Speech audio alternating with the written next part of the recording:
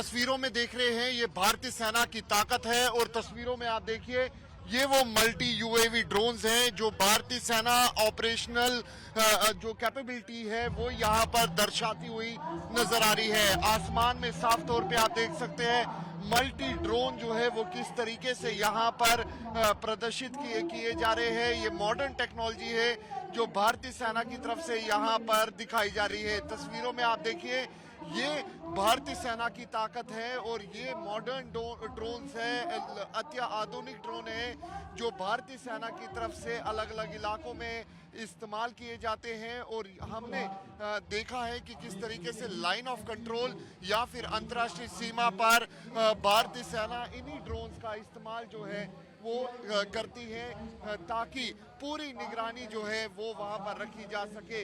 वहीं आप तस्वीरों में जो आप देख रहे हैं ये मल्टी ड्रोन्स हैं जो यहाँ पर दर्शाए जा रहे हैं, दिखाए जा रहे हैं कि ड्रोन आज किस तरीके से काम करते हैं और दुश्मन पर हर एक नज़र रखने के लिए ये ड्रोन जो है ये पूरी तरीके से यहाँ पर दिखाए जा रहे हैं। और तस्वीरों में आप देखिए कि किस तरीके से ड्रोन जो है वो यहाँ पर प्रदर्शित किए जा रहे हैं। ये वो ड्रोन है जो भारतीय सेना लाइन ऑफ कंट्रोल या फिर बॉर्डर के इलाकों में यहाँ पर निगरानी के लिए रखती है। तस्वीरों में साफ तौर पे देख सकते हैं ये भारतीय सेना की साफ तौर पे ताकत है। कैमरा पर्सन अमित भारद्वाज के साथ अंकित भट्ट, टाइम्स नाउ नव भारत के लिए। जो आप तस्वीरों में देख रहे हैं ये भारतीय सेना का एयर डिफेंस सिस्टम है। ऑपरेशन सिंदूर में भी हमने देखा था कि किस तरीके से भारतीय सेना ने पाकिस्तान को मुंह तोड़ जवाब दिया था और यही वो एयर डिफेंस सिस्टम और एयर गन्स हैं जिन्होंने पाकिस्तान को मुंह तोड़ जवाब देते हुए कई ड्रोन्स को निस्ता नाबूद किया और कई जो पाकिस्तानी मिसाइल्स हैं उनको हवा में ही मार गिराया था। ऑपरेशन सिंदूर के वक्त हमने देखा कि किस तरीके से भारतीय सेना की तरफ से पाकिस्तान को जो मुंह तोड़ जवाब है वो दिया गया था। ये वो भारतीय सेना की कैपेबिलिटीज है, लेटेस्ट टेक्नोलॉजी है, इक्विपमेंट्स है जो पाकिस्तान को उसी की भाषा में जवाब जो है वो दिया गया था। कैमरा पर्सन अमित भारद्वाज के साथ अंकित भट्ट, टाइम्स नाउ नव भारत के लिए। सिंदूर में जैसा आपने देखा कि हमने 7 तारीख को उनके सभी टेररिस्ट बेसिस पर हमला किया था। उसके बाद उन्होंने कुछ जवाबी कार्रवाई की और उसके जवाब में जो हमने उनके मिलिट्री बेसिस, एयर बेसिस को जिस तरह से बर्बाद किया, उसके बाद उसने फिर सीज़ फायर की मांग की। और सीज़ फायर की मांग सिर्फ डायरेक्टली हमसे नहीं की, हमको लगता है कि और भी देशों के पास उसने अपना ये मैसेज भेजा कि हमें इंडिया से सीज़ फायर करवा दो। तो ये था, हमारा मानना है कि वो हमसे लड़ाई लड़ने की क्षमता उसके पास नहीं है।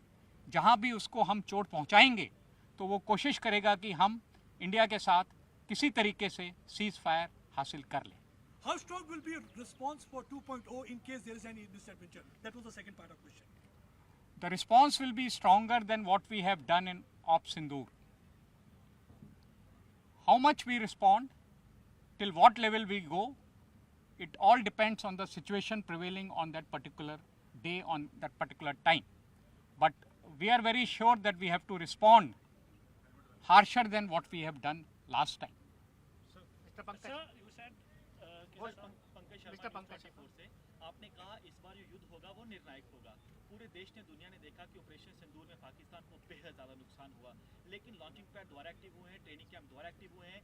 ऐसे में सर सिंदूर 2 के लिए भारतीय सेना कितनी तैयार और दुश्मन को क्या चेतावनी रहेगी? नहीं, ये मैंने जो स्पीच दी थी उसमें भी कहा था कि हमारी तैयारी जारी है और हमको तैयारी रखनी है। जैसा मैंने कहा कि हमने उसको बहुत तगड़ा सबक सिखलाया, पर अगर उसको ये सबक समझ में नहीं आया और अपने इंटरनल कारणों से वो फिर लड़ाई के हालात पैदा करता है तो हमको फिर और बेहतर तरीके से रिस्पॉन्ड करना होगा। Sir, you said that Pakistan approached some nations for a ceasefire because the US president has been saying that he was the person who mediated for the ceasefire. Is it right, sir? Cease fire का जो प्रकरण है, जो हमारा पाकिस्तान से बातचीत हुआ था 7 तारीख को हमले के बाद, हमारे डीजीएमओ ने मैसेज भेजा था कि हमने अपनी कार्रवाई पूरी कर ली है, अभी हम बात करना चाहते हैं। पर उसने उस समय बात करने से इनकार किया और उसके बाद जैसा आपको पता है अगले 88 घंटे जो लड़ाई हुई और उसके बाद उसने फिर हमको अप्रोच किया। जब उसके मिलिट्री बेसिस पर बहुत ज़्यादा नुकसान हुआ तो उसके डीजीएमओ ने फिर हमारे डीजीएमओ को अप्रोच किया कि हम बात करना चाहते हैं और उस बातचीत में सीज फायर का जो मसौदा था वो तैयार हुआ। तो सीज फायर का जो क्रम है वो इसी तरीके से है कि उनके डीजीएमओ ने हमारे डीजीएमओ को रिक्वेस्ट किया सीज फायर के लिए और हमारी गवर्नमेंट ने डेलिब्रेशन के बाद उस रिक्वेस्ट को एक्सेप्ट कर लिया। सर 7 तारीख को जब ऑपरेशन सिंदूर के तहत हमने जैश और लश्कर के हेडक्वार्टर्स को पूरी तरीके से डिस्ट्रॉय किया, उसके बाद अब ये जानकारी दोबारा से निकलकर सामने आ रही है कि उसको दोबारा से रीबिल्ड किया जा रहा है। सेना के पास क्या कुछ जानकारी है इस बाबत से?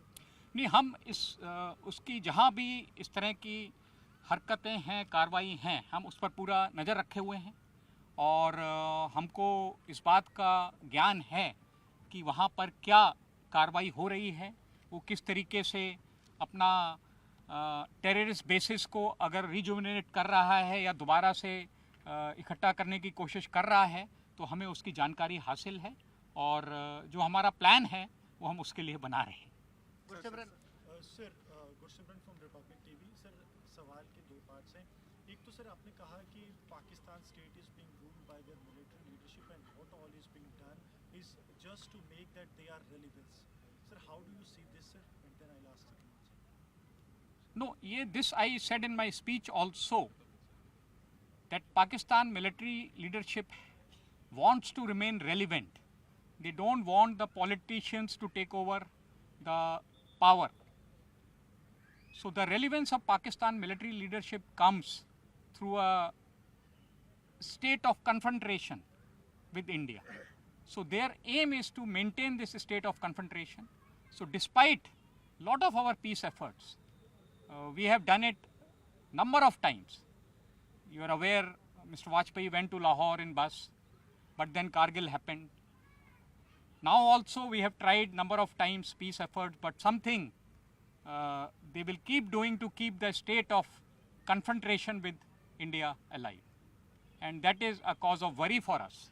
The second question is, sir, yesterday we saw the US President Donald Trump saying that had I not intervened, the Pakistani Prime Minister would have died. Sir, you have been part of this entire system that carried out Operation Sindoor, and do you feel that our response was so apt that the Pakistani Prime Minister was going to be this or that? हमारा response op सिंदूर में बहुत clear था। हमने किसी भी civilian area को target नहीं किया।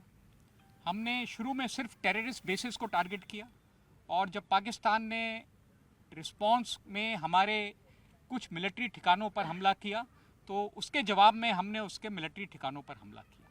इससे ज़्यादा हमारा ऑपरेशन सिंदूर में कोई एम नहीं था। हमारा एम जो ऑपरेशन सिंदूर में था वो हमने पहले आधे घंटे में हासिल कर लिया था, उसके टेररिस्ट ठिकानों को बर्बाद करना। जीरो हमने इन्वेंट किया, हमने बताया दुनिया को जहां योग है वहां रोग नहीं। सबसे पुरानी सभ्यता है हमारी।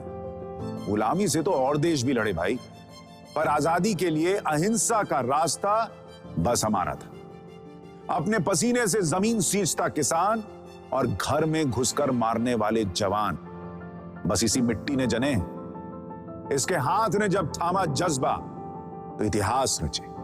कदम बढ़ाए तो चांद का वो हिस्सा चूमा भाई जहां कोई कभी नहीं पहुंचा। आज पूरी दुनिया में शान से लहरा रहा है तिरंगा और इसके पीछे है गर्व से भरी अनगिनत कहानियां जो लिखी जा चुकी हैं और लिखी जा रही हैं, जिन्हें मैं सुनाऊंगा राष्ट्रगर्व रोज शाम 6:25 पर।